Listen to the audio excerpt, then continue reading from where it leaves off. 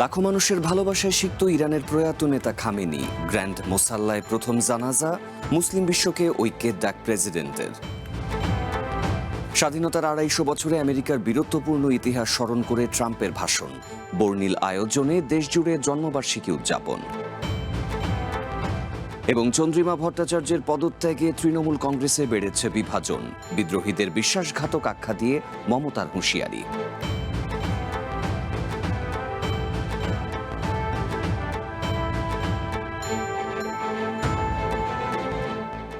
আন্তর্জাতিক বুলেটিনের শিরোনাম শুনছিলেন, পুরো খবর নিয়ে আছি সাফাত বিন ফরিদ। তেহরানের গ্র্যান্ড মোসাল্লায় আয়াতুল্লাহ খামেনি ও পরিবারের ৪ সদস্যের জানাজা অনুষ্ঠিত হয়েছে। এতে ইমামতি করেন ইরানের অন্যতম শীর্ষ ধর্মীয় ব্যক্তিত্ব আয়াতুল্লাহ জাফর সোবহানি। প্রিয় নেতার কফিন সামনে রেখে প্রতিশোধের দাবি তুলেছেন লাখো মানুষ। ইরানের প্রেসিডেন্ট মাসুদ পেজেশকিয়ান মন্তব্য করেছেন, খামেনির জীবন ও তার মহাপ্রয়াণ মুসলিম বিশ্বকে ঐক্যবদ্ধ হওয়ার পথে এক অনন্য প্রেরণা হয়ে দাঁড়িয়েছে। এদিকে খামেনির জানাজায় হামলার শঙ্কা করছে তেহরান। তবে ট্রাম্প জানিয়েছেন, খামেনির জানাজায় অংশ নেয়া ইরানি কর্মকর্তাদের লক্ষ্যবস্তু করা হবে না।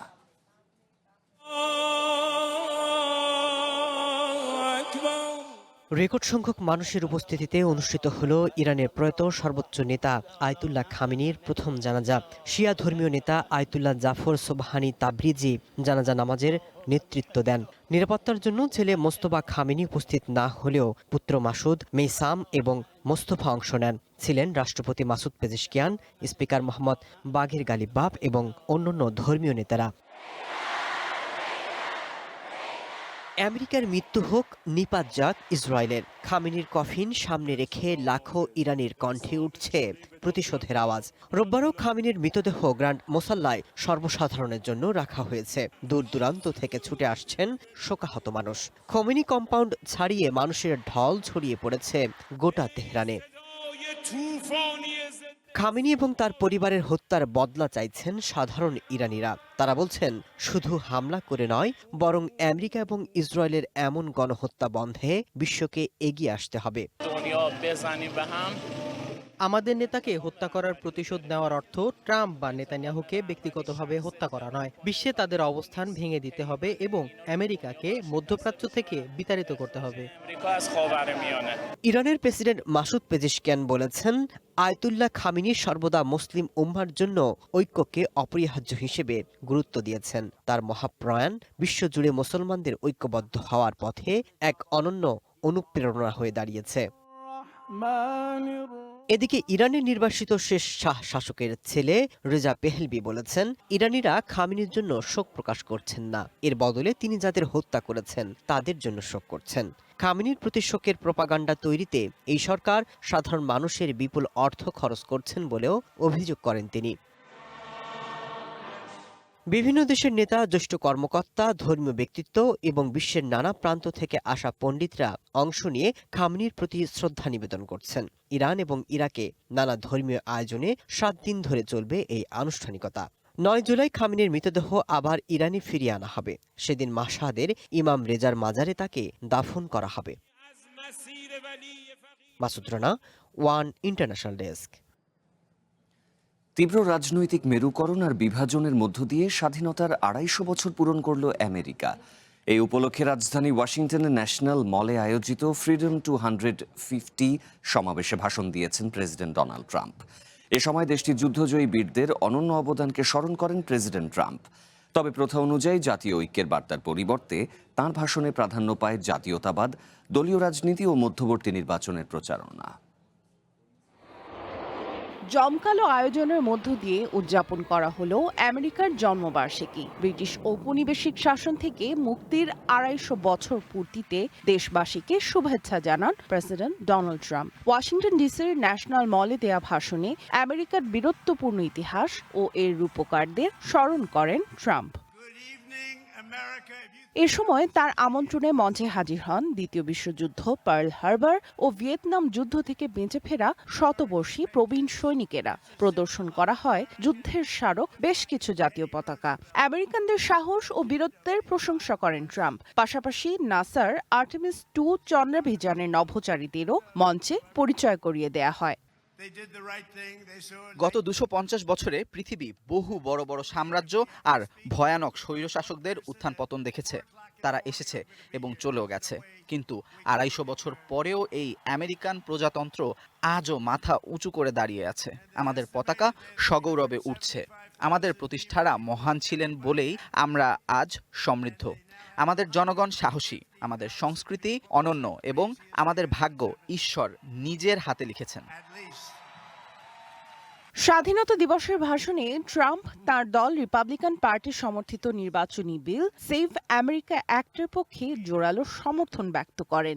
একই সাথে নাগরিকদের অস্ত্র রাখার অধিকারের পক্ষে অবস্থান নেন এবং সমাজতন্ত্রের তীব্র সমালোচনা করেন।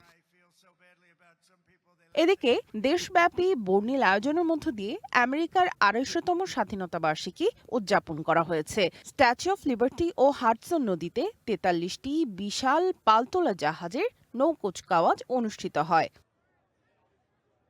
আমেরিকার পতাকা রঙে আকাশে দেশটির বিমান বাহিনী ও ফ্রান্সের বিমান বাহিনীর যৌথ প্রদর্শনী অনুষ্ঠিত হয়।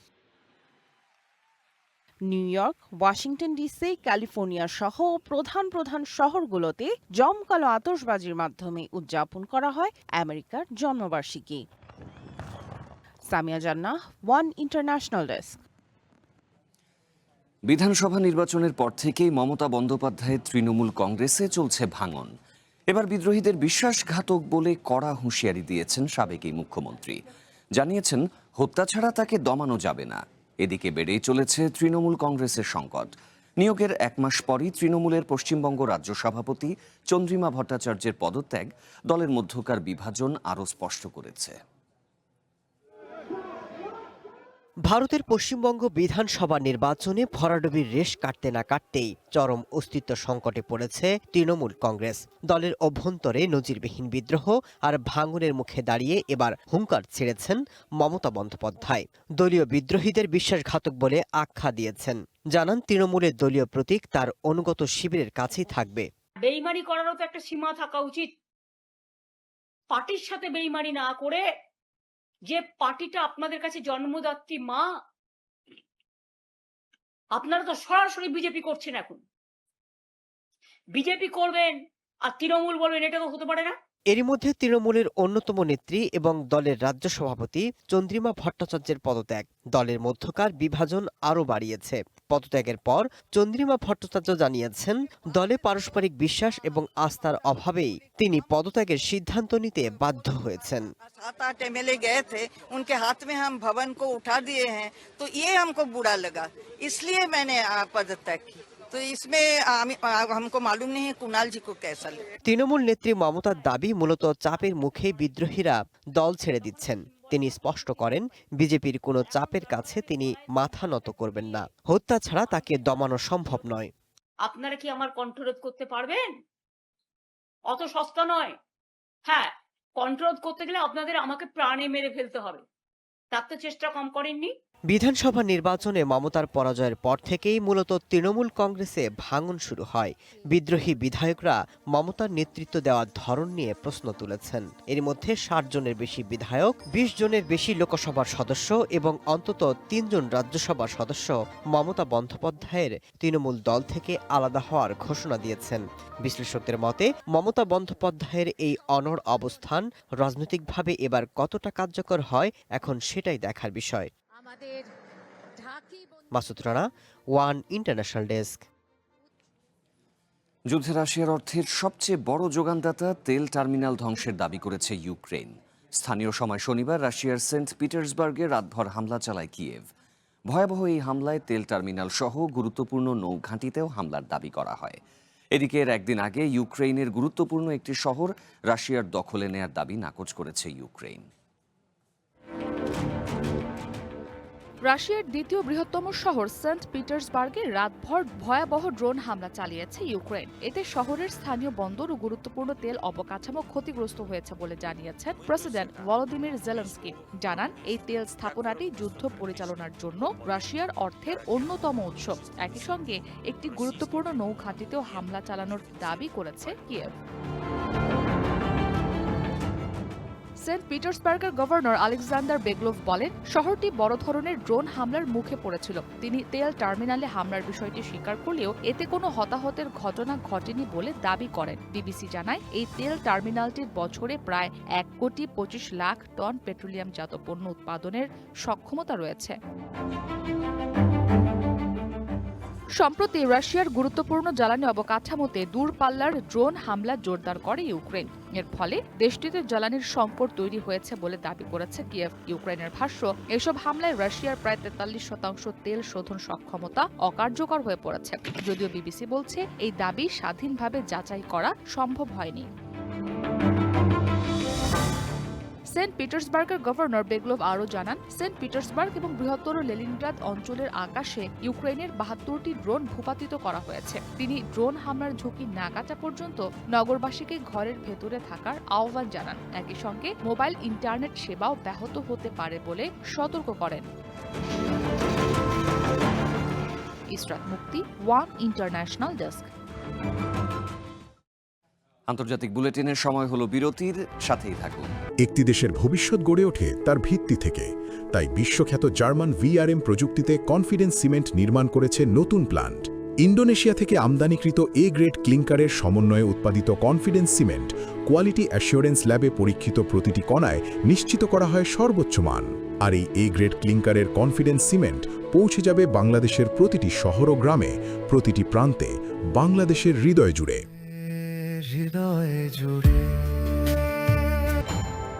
স্বাগত আরেকবার, দেখছেন আন্তর্জাতিক বুলেটিন। ইসরায়েলের প্রধানমন্ত্রী ভালো করেই জানেন বসকে, এমন মন্তব্য করেছেন আমেরিকার প্রেসিডেন্ট ডোনাল্ড ট্রাম্প।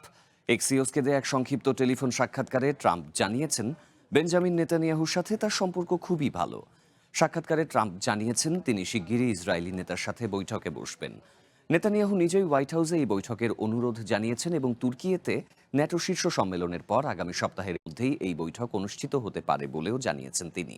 এর আগে গত শুক্রবার ইসরায়েলের প্রধানমন্ত্রীর কার্যালয় থেকে দেয়া এক বিবৃতিতে জানানো হয়, দুই নেতা টেলিফোনে কথা বলেছেন এবং শীঘ্রই আমেরিকার বৈঠকে বসতে সম্মত হয়েছেন।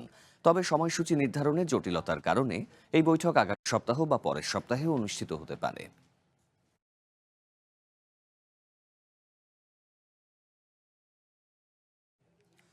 ডোনাল্ড ট্রাম্পকে লেবাননের পাশে থাকার আহ্বান জানিয়েছেন দেশটির প্রেসিডেন্ট জোসেফ আউন। আমেরিকা 250তম স্বাধীনতা বার্ষিকী উপলক্ষে এক শুভেচ্ছা বার্তায় এই আহ্বান জানিয়েছেন তিনি। বলেন, যুদ্ধ শেষ করে নতুন যুগের সূচনা করতে ট্রাম্পের সমর্থন চায় লেবানন। আমেরিকার 250তম স্বাধীনতা বার্ষিকী উপলক্ষে প্রেসিডেন্ট ডোনাল্ড ট্রাম্পকে শুভেচ্ছা বার্তা পাঠিয়েছেন লেবাননের প্রেসিডেন্ট জোসেফ আউন, যেখানে ট্রাম্পকে লেবাননের পাশে থাকার আহ্বান জানিয়েছেন তিনি। বলেন, আমেরিকা ও লেবাননের সম্পর্ক দীর্ঘদিনের এবং গভীরভাবে সম্পর্কিত। মানবিক ও সামাজিক মূল্যবোধের ভিত্তিতে গড়ে ওঠা এই সম্পর্ক ট্রাম্পের দৃঢ় সংকল্প এবং মধ্যপ্রাচ্য, বিশেষ করে লেবাননের স্থিতিশীলতা ও নিরাপত্তা ফিরিয়ে আনার প্রচেষ্টার কারণে নতুন গতি পাচ্ছে। শুভেচ্ছা বার্তায় আউন ট্রাম্পকে উদ্দেশ্য করে বলেন, লেবাননের ন্যায্য ও বৈধ দাবির পাশাপাশি দেশটির রাষ্ট্রীয় প্রতিষ্ঠান, সশস্ত্র বাহিনী ও জনগণের পাশে থাকুন, যাতে লেবানন যুদ্ধের অধ্যায় শেষ করে আশা, শান্তি ও স্থিতিশীলতার নতুন যুগের সূচনা করতে পারে। এর আগে গত 26 জুন আমেরিকার মধ্যস্থতায় একটি কাঠামোগত চুক্তি স্বাক্ষর করে লেবানন ও ইসরায়েল। এতে ধাপে ধাপে লেবাননের ভূখণ্ড থেকে ইসরায়েলি সেনা প্রত্যাহারের পরিকল্পনা রয়েছে। প্রত্যাহার শুরু হবে দুটি পরীক্ষামূলক বা পাইলট এলাকা থেকে, যদিও এলাকাগুলোর নাম বা অবস্থানগত কোনো তথ্য প্রকাশ করা হয়নি। চুক্তিতে ইসরায়েলি সেনা প্রত্যাহারের নির্দিষ্ট সময়সীমা নির্ধারণ করা হয়নি, তবে এটি নির্ভর করবে লেবাননের সেনাবাহিনীর খালি হওয়া এলাকাগুলোর পূর্ণ নিরাপত্তা নিয়ন্ত্রণ গ্রহণ, বিশেষ করে হিজবুল্লাহ সহ সশস্ত্র গোষ্ঠীগুলোর নিরস্ত্রীকরণের ওপর। লেবাননের স্বাস্থ্য মন্ত্রণালয়ের তথ্য অনুযায়ী গত 2রা মার্চ থেকে শুরু হওয়া ইসরায়েলি সামরিক অভিযানে এখন পর্যন্ত 4,290 জনের বেশি নিহত হয়েছেন। এছাড়া 12,190 জনেরও বেশি আহত এবং 10 লাখের বেশি মানুষ বাস্তুচ্যুত হয়েছেন। ইসরাত মুক্তি, ওয়ান ইন্টারন্যাশনাল ডেস্ক। ইউরোপের তীব্র গরমের মধ্যে বিভিন্ন স্থানে দাবানলের ঘটনা ঘটছে। শনিবার গ্রিসের থেসালোনিকি অঞ্চলের ফসলি জমিতে অগ্নিকাণ্ডে শুরু হয়। সেখানে মোতায়েন হয়েছে 74টি দমকল ইউনিট। এদিকে স্পেনের কোস্টা ব্রাভায় দাবানল নিয়ন্ত্রণে কাজ করছেন শত শত দমকল কর্মী। আগুন নিয়ন্ত্রণে এলেও ঝুঁকিতে আছে স্থানীয় পর্যটন কেন্দ্রগুলো। অন্যদিকে উত্তর পর্তুগালের একটি ছোট শহরে দাবানলে 11,000 হেক্টরের বেশি জমি ধ্বংস হয়েছে। দ্বিতীয় বৃহত্তম শহর থেসালোনিকিতে ভয়াবহ দাবানল ছড়িয়ে পড়েছে। শনিবার সন্ধ্যায় ফসলি জমিতে শুরু হওয়া এই অগ্নিকাণ্ড বাতাসের প্রভাবে দ্রুত ছড়িয়ে পড়ে। একসময় সেখানকার কয়েকশো লোকজন এলাকা ছাড়তে বাধ্য হয়। এরই মধ্যে সেখানকার অ্যান্থোপলি, ফিলোথি ও গালিনি এলাকা থেকে বাসিন্দাদের সরে যাওয়ার নির্দেশ দিয়েছে স্থানীয় প্রশাসন। সেখানকার একটি আবাসন থেকে 157 জন বিশেষ চাহিদা সম্পন্ন ব্যক্তিদের সরিয়ে নিয়েছে উদ্ধারকারীরা। পাশাপাশি অগ্নিকাণ্ডের ঘটনায় 76 বছর বয়সী এক সন্দেহভাজনকেও গ্রেপ্তার করেছে পুলিশ। আগুন নেভাতে 38টি ফায়ার সার্ভিস ইউনিট ও শতাধিক দমকল কর্মী কাজ করছে। আপাতত আগুন থেসালোনিকির শহর এলাকায় ছড়াবে না বলে নিশ্চিত করেছে প্রশাসন। এরই মধ্যে গ্রিসের হালকিদিকি পেনিনসুলা সহ আরও কয়েকটি পর্যটন এলাকায় অগ্নিকাণ্ডের খবর পাওয়া গেছে। এদিকে দাবানলের ভয়ে দিন পার করছে পর্তুগালের সারাকোসা শহরের এলাকাবাসী। কয়েকদিন আগেই তীব্র দাবানলের শিকার হয়েছে পর্তুগালের উত্তরাঞ্চল। এই দাবানলে সেখানে 11,000 হেক্টরের বেশি জমি ধ্বংস হয়েছে। আগুনের থাবা থেকে বাদ পড়েনি স্পেনও। শুক্রবার সেখানে কোস্টা ব্রাভার জনপ্রিয় পর্যটন কেন্দ্র দাবানলের আওতায় আসে। সেখানে আগুন নেভাতে কাজ করেছে শত শত দমকল কর্মী। এ সময় শিশুসহ 150 ভ্রমণকারীকে সেখান থেকে নিরাপদে সরিয়ে নেওয়া হয়। জুন মাসের শেষ ভাগ থেকেই তীব্র তাপদাহের সাথে লড়াই করছে পুরো ইউরোপ। এল নিনো নামের একটি আবহাওয়া দুর্যোগে ইউরোপের বিভিন্ন দেশে তাপমাত্রা 1 শতকের রেকর্ড ছাড়িয়েছে। এর প্রভাবেই বাড়ছে দাবানলের ঘটনা। Amanur Rahman, one international desk. দেখছেন আন্তর্জাতিক বুলেটিন। বিরতির পর থাকছে আরো খবর। একটি দেশের ভবিষ্যৎ গড়ে ওঠে তার ভিত্তি থেকে।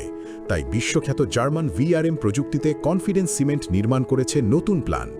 ইন্দোনেশিয়া থেকে আমদানিকৃত এ গ্রেড ক্লিংকারের সমন্বয়ে উৎপাদিত কনফিডেন্স সিমেন্ট কোয়ালিটি অ্যাসিওরেন্স ল্যাবে পরীক্ষিত প্রতিটি কণায় নিশ্চিত করা হয় সর্বোচ্চ মান। আর এই এ গ্রেড ক্লিংকারের কনফিডেন্স সিমেন্ট পৌঁছে যাবে বাংলাদেশের প্রতিটি শহর ও গ্রামে, প্রতিটি প্রান্তে, বাংলাদেশের হৃদয় জুড়ে।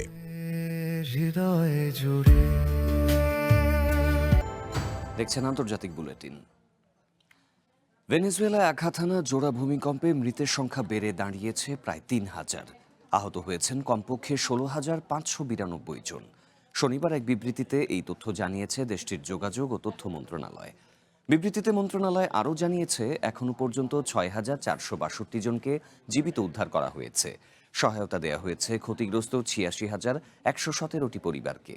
উদ্ধার ও ত্রাণ কার্যক্রমে অন্তত 3,500 আন্তর্জাতিক উদ্ধারকর্মী অংশ নিয়েছেন। এছাড়া রাজধানী কারাকাস থেকে প্রায় 30,000 কর্মীকে দুর্গত এলাকায় মোতায়েন করা হয়েছে। ইউএনডিপি জানায় এই ভূমিকম্পে যে নিহতের সংখ্যা রয়েছে সেটি আরও বাড়তে পারে। এছাড়াও ইউএনডিপি এই তথ্য বলেছে যে $670 কোটি বেশি ক্ষয়ক্ষতি হতে পারে। অ্যাসোসিয়েটেড প্রেসের তথ্য মতে বাস্তুচ্যুত হাজারো মানুষ বিশুদ্ধ পানির সংকটে ভুগছে। সহায়তা সংস্থাগুলো জানিয়েছে অবকাঠামোর ব্যাপক ক্ষয়ক্ষতির কারণে ক্ষতিগ্রস্ত এলাকায় বিভিন্ন সংক্রামক রোগ ছড়িয়ে পড়ার আশঙ্কাও বাড়ছে।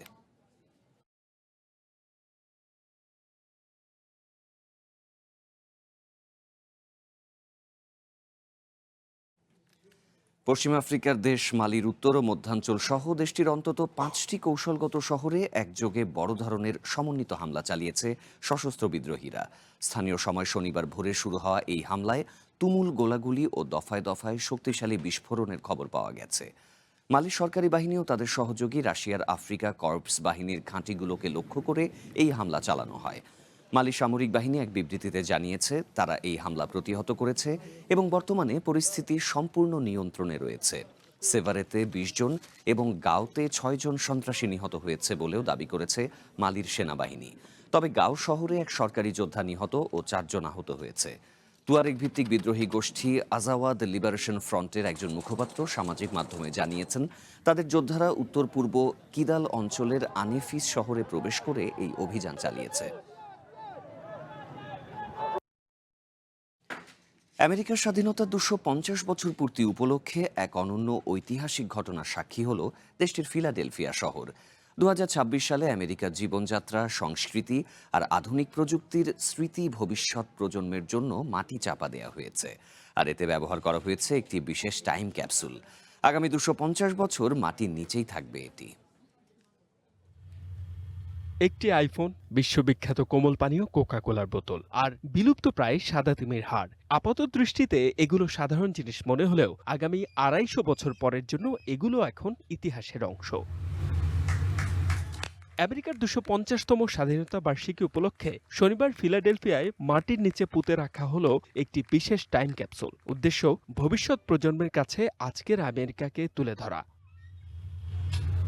পরিকল্পনা অনুযায়ী ঠিক 250 বছর পর অর্থাৎ 2276 সালে দেশটির 500তম স্বাধীনতা বার্ষিকীতে খোলা হবে এই ক্যাপসুল। এই আয়োজকরা বলছেন এটি ভবিষ্যৎ প্রজন্মের প্রতি বর্তমান প্রজন্মের এক অনন্য বার্তা।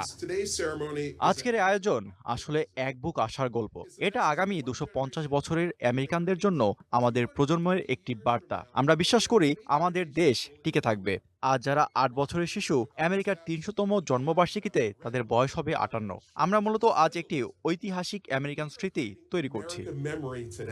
2026 সালের আমেরিকার জীবন, সংস্কৃতি আর উদ্ভাবনকে ধরে রাখতে এই ক্যাপসুলে জমা করা হয়েছে দারুণ সব জিনিস। এর মধ্যে আছে 2026 সালের Times Square New Year's Eve বলের ক্রিস্টাল, ইউনিভার্সিটি অব ক্যালিফোর্নিয়ার একটি কোয়ান্টাম কম্পিউটিং কিউবিট চিপ, সাবেক প্রেসিডেন্ট আব্রাহাম লিঙ্কনের হাতের একটি 3D রেপ্লিকা এবং আরকানসা পার্কের একটি প্রাকৃতিক হীরা। শুধু তাই নয়, ন্যানো প্রযুক্তিতে খোদাই করা আমেরিকার সংবিধান ও স্বাধীনতার ঘোষণাপত্র, সুপ্রিম কোর্টের বর্তমান বিচারপতিদের স্বাক্ষর করা পকেট সংবিধান এবং NFL বা আমেরিকার ফুটবলের কিছু স্মারকও ঠাঁই পেয়েছে এই ক্যাপসুলে। বর্তমান যুগের প্রযুক্তি আর সংস্কৃতির এই মেলবন্ধন 250 বছর পরের পৃথিবীর মানুষের কাছে এক বিশাল বিস্ময় হয়ে ধরা দেবে, এমনটাই প্রত্যাশা সবার। H A. Mataullah, one international desk. এই ছিল এখনকার আন্তর্জাতিক বুলেটিনে। পরবর্তী আয়োজন জেলা বুলেটিন। চ্যানেল ওয়ানের সাথেই থাকুন, যুক্ত থাকুন ফেসবুক পেজ এবং ইউটিউব চ্যানেলে।